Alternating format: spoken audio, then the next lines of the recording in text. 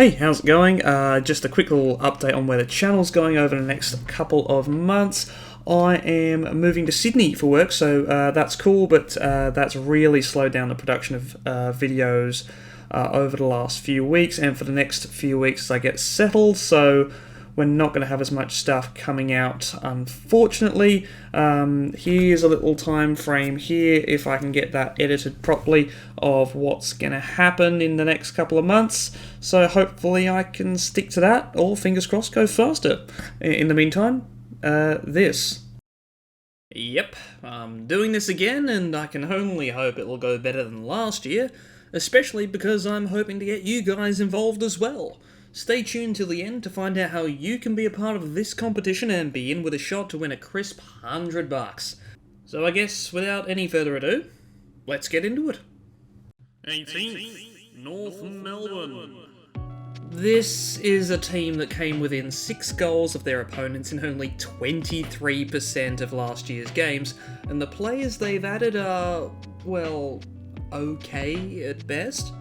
North Melbourne will become the first team since the doomed Fitzroy to take 3 consecutive wooden spoons. Logan Tucker are handy players, but they, and a pensionable Liam Shields, won't be enough to take the tally of wins from 2 to anything meaningful. Clarkson can only do so much. This is one of the most dreadful teams of all time, and will continue to be so for a while yet. 17th, GWS. Last year I said GWS were following the Adelaide plan, and, well, they got there faster than first thought, and I think another year of hell is coming their way, especially after losing Hopper and Toronto. This isn't the outright worst they've ever been, but considering they're 3 seasons removed from a grand final, it's the worst place they've ever found themselves in. 16th, West Coast. West Coast's 2022 was a bit of an aberration because of their injuries, but that aberration kick-started a rebuild phase that the Eagles didn't start yet. The list is still rather old and they haven't brought anyone of note in. They'll be relying on an injury-prone Nick Naitanui who's now well into his 30s and hunting for goals through Jack Darling, a career backup. I don't see things improving quickly. 15th, Gold Coast. Yes, the Gold Coast had a stellar resurgence last year, but losing Jack Bowes and Isaac Rankin to gain Tom Berry and Jed Anderson is the sort of 1 step forward, 2 steps back list management that's seen them miss every final series since the dawn of their existence. Every other team around them, except the Hawks, has added strength, and I see the Suns fading. 14th, Hawthorn. Hawthorn is still an odd team to read. They actually sat on top of the ladder longer than Sydney did last year, but at times they were abysmal. They've lost 2 gun midfielders and added Lloyd Meek? Is Lloyd Meek the ruckman to lift you off the bottom? At the moment, I'd say no. Their back 6 looks pretty solid, but I have question marks over most of their midfield. They'll probably end up rolling a good top 8 side, but spend most of the season struggling to get out of their own way. 13th, Essendon. 2022 was the year from hell for the Bombers, who've had far too many years from hell recently to be acceptable. In fact, they've had it so bad that I felt compelled to make their fans feel better by reminding them of their glory years.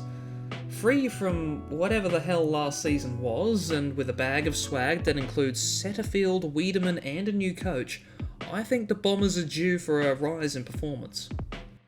12th, the Western Bulldogs. They were a Carlton impression of Michael Hutchinson's death away from fully following the first step of the Adelaide plan, and the Bulldogs really had it all in 2022. Coach drama, rampant injuries, a player being dropped for no reason, and a loss in the grand final rematch. They beat 3 top 8 teams last season, and one was Collingwood, which doesn't really count. They're spent. They're done. They've lost half their midfield. Lobb and Jones, the big ins, have never really convinced me as big-time players. And I'm guessing at the end of the season, they'll lose Luke Beveridge as well. 11th, St Kilda. Oh boy. Depending on how my upcoming move to Sydney goes, I'm hoping to have a full 8-part documentary on the Saints produced and released this season. Normally the teams I decide to do stuff on tend to not do so well in that given season, and the Saints in 2022, well, they started hot but finished ice cold, and it's hard to tell what sort of impact Ross Lyon will have on the new breed at St Kilda. 10th, Adelaide. Like 2021, the Crows started hot last year, but then an embarrassing loss to GWS saw them bury their heads in the sand for 2 months.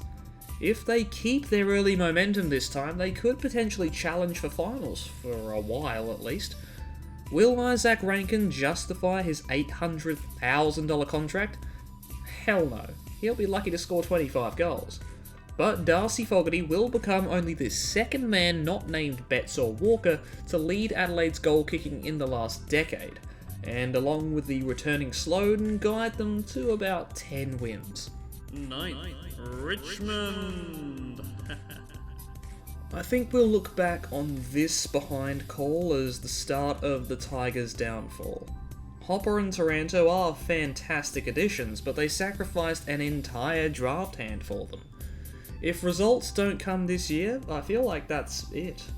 And I don't think those results will come. Yes, they missed out on 6 wins by under a kick, but 2 of those were against shit teams, with further losses to Adelaide and St Kilda. I think they'll lose a few more, narrowly, which will cost them in the end. Ninthman will return. 8th, Collingwood. Half of Collingwood's 2022 matches were decided by 7 points or less. 5 of those, all wins, all consecutive, were to teams that all missed the finals. The other wins, well, 2 against Carlton, 1 against the D's, the other against Hawthorn. The other 3 losses to finals teams. This team screams the word undeserving with a style of play so toxic that it drags the opponent down to their level. They're a side with some talent all around the ground and a new star in Tom Mitchell, but they ain't a proper top 4 team yet. They'll get found out. They deserve to. 7th, Carlton. Carlton were 1 win from the top after round 13. Their fall to 9th, like a wheelchair full of bricks falling down a spiral staircase, is one of the funniest things I've ever seen, and I was so happy to be a part of that. The final cherry, blowing a 4-goal 3/4 time lead, scoring 6 behinds in the last to lose by 1 in the last round against Collingwood, missing the 8 by 0.5% after being in the 8 every other round, despite having the winner of the Coleman and Brownlow medals. Well, that was a work of art. They won't get anywhere near that close to top again, and won't go deep into September. And if either one of their quirky tall forwards wins the Coleman this year, then, well, I'll finally straight arm that bottle of milk. 6th, Port Adelaide. Ken Hinkley, cockroaches and Twinkies. That's all that will be left after the apocalypse. If he misses the finals now, after losing no one of note whilst gaining a Rioli and a 20-year-old number 1 pick, surely David Koch snaps his fingers and Hinkley disappears in a cloud of dust. The longest-serving coach to never see the last day of September has to succeed, or else. And his Chargers have the ability. They had 6 losses by under 2 goals in 2022. All they need is to see games out, or maybe not give teams 50-point leads, and they're good to go.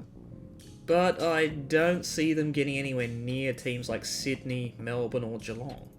5th, Brisbane. Chris Fagan's Lions really do have that 2000 St Kilda vibe, don't they? They're good enough to win it all, yes, but come finals time they just fall the hell over their own shoelaces, straight into a wood chipper. Will a Jack Gunston in his 30s and Josh Dunkley cluttering up an already star-studded midfield prove the difference when their biggest issue is a defence that really misses the presence of Marcus Adams and will continue to do so? I'm not convinced. They again will average 100 points a game, but will concede the most points of the top 8 sides. Fremantle. I'm not going to go all in on Flagmantle yet. I'm tempted to, but I won't. But boy, they will be amongst it. They've lost talent, which isn't ideal, but they gained 2 Rising Star winners in one trade window. 2. Never been done before.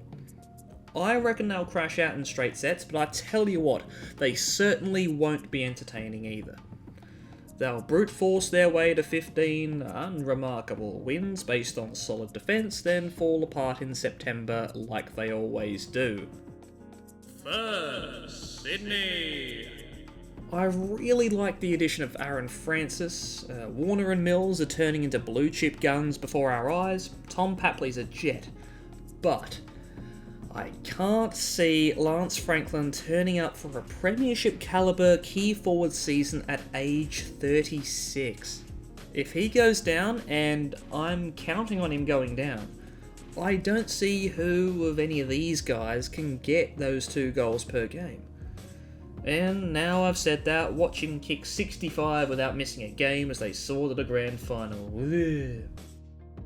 2nd, Geelong. I've written Geelong off before at my own peril. I think they'll only just drop an extra game that consigns them to 2nd before fighting the hard way to make the grand final. Their venerable lineup will require rest, but I don't think Selwood's a huge loss, particularly with Bowes as added depth. Watch for Menegola to become an outright star this year, with Jeremy Cameron cantering to the easiest Coleman win of the last 5 years. And your winners, the Melbourne Demons. And your premiers. How exciting, yay, woohoo. I don't like Jackson leaving and being replaced with a slower, older Brodie Grundy.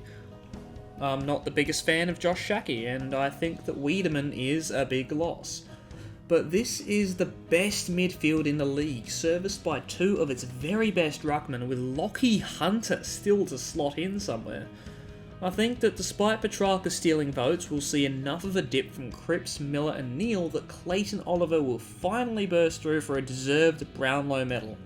And they'll win that grand final too, though it will be tight.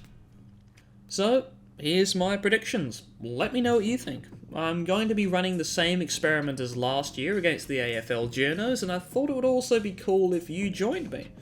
So post your predictions in the comments down below before round 1, and the winner, as long as you beat my score, will win $100 in cold, hard, electronically wired cash.